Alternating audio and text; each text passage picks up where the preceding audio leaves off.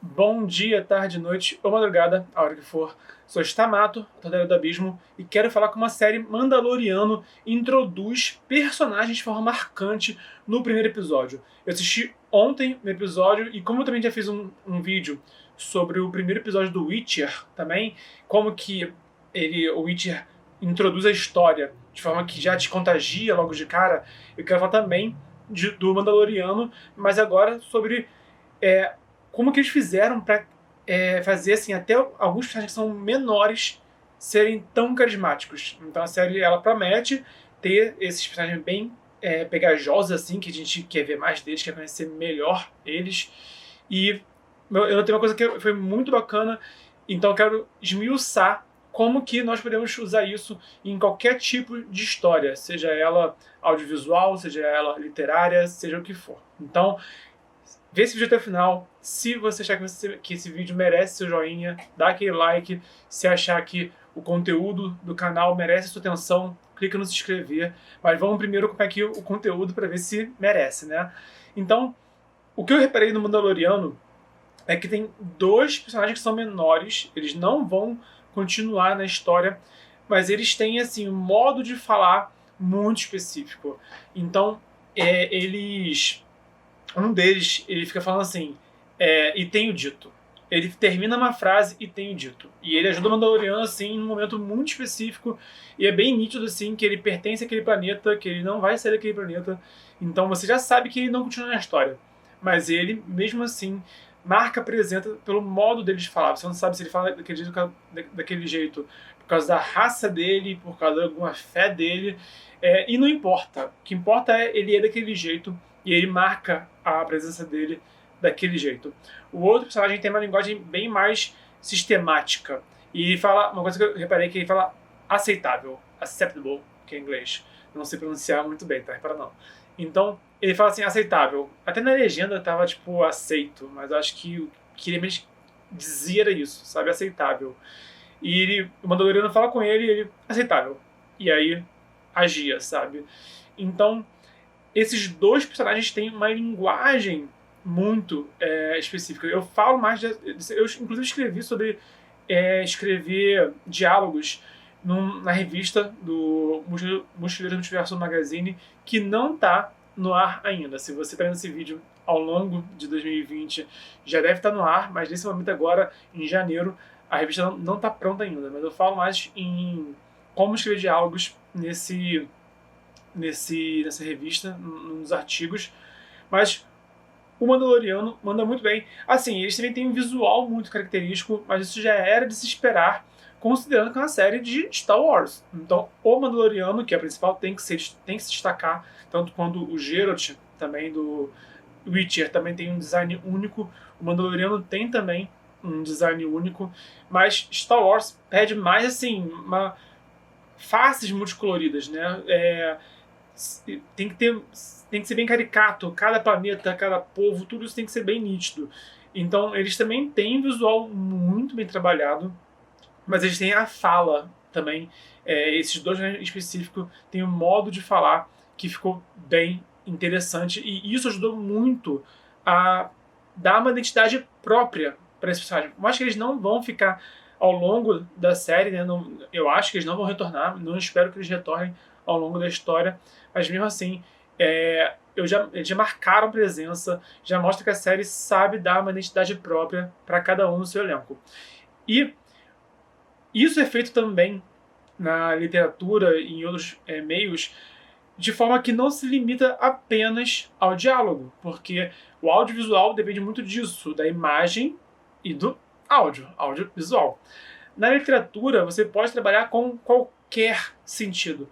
Por exemplo, a Yennefer, ela tem cheiro de lilás e groselha. Ela tem um aroma de lilás e groselha. É citado isso o tempo todo. Na série, eles citam uma vez só, se não me engano. Mas na série isso é muito marcante. Você sente a presença da Yennefer pelo odor, né? Você não sente o odor, mas você imagina aquele odor de lilás e groselha da Yennefer. Então, os livros do Witcher usam o olfato. E é isso que é a dica de hoje. Usar os 5 sentidos, pelo menos um dos 5 sentidos, para caracterizar um personagem. Isso não inclui só fantasia. Tem a história de um cara que o apelido dele era Vinagre. E quem tem apelido de Vinagre, sabe? E é porque o cara chegou no primeiro dia de aula, história é real, tá? Chegou no primeiro dia de aula cheirando a vinagre. E tipo, ano passado, eu com 30 anos de idade, tava contando essa história pra alguém, e alguém falou, cara, vinagre era usado pra tirar piolho. Então, provavelmente, a mãe dele tinha limpado o cabelo dele pra tirar piolho no dia anterior, e ele chegou na escola com cheiro de vinagre. Eu levei uns 15 anos da minha vida pra entender, né, por que um cara tinha apelido de vinagre. Eu sabia da história que ele chegou cheirando a vinagre na escola, mas enfim. Então, mesmo que essa história não seja fantasia, como é o Mandaloriano, como é o Witcher, né, que é sci-fi fantasia medieval, você pode e deve usar os 5 sentidos para marcar os personagens. Você quer que ele se realce, se destaque por algum motivo, escolhe um dos 5 sentidos. Que vamos lá, né?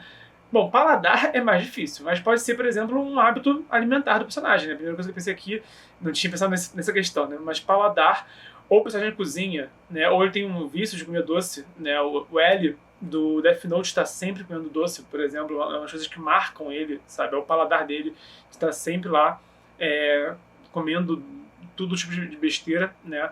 Mas paladar, o visual, óbvio, né? A visão, a questão visual, o modo de se vestir. Eu, Bernardo, sempre uso roupa vermelha, hoje eu tô de preto. Acho que eu comento muito isso, eu tô sempre de vermelho. Eu tinha também barbicha longa, isso é uma coisa visual que marcava as pessoas.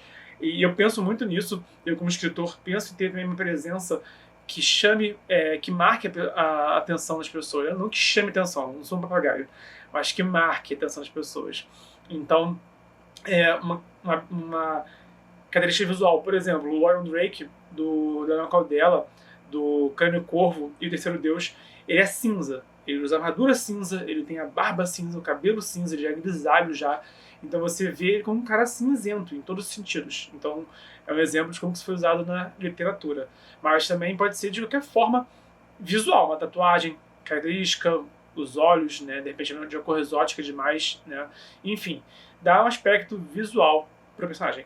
Paladar, visual, olfato, um perfume forte. Eu, Bernardo, gosto muito de perfume amadeirado, por exemplo. A Yennefer gosta de lilás e groselha. Então, trazer junto, de repente, um cheiro de enxofre ou um cheiro de incenso também pode marcar um personagem.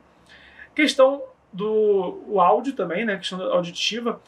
De repente, o tom de voz da pessoa, de repente, ou então até o diálogo, né, o modo de falar da pessoa, né, não só o tom de voz, ou então um hábito, um vício de linguagem, isso também serve muito para marcar o personagem. E, qual que faltou? Eu falei, vamos lá, eu tenho que pensar aqui. Paladar, visão, audição, olfato e o tato também. Tato pode ser uma questão palpável também, por exemplo, tem o personagem do Ichabod, da Karen Soarelli, que está no livro A Joia da Alma e no livro Adeus ao Labirinto, que tem um braço aberrante, o braço dele tem um aspecto alienígena, vermelho, mas é vermelho assim, que machuca os olhos, e tem crostas, caroço, e tem bolhas, é nojento, é asqueroso o braço dele. E tem uma cena em que uma das protagonistas, que é uma elfa, ela vê e ela quer encostar naquilo, porque ela é uma clériga do conhecimento.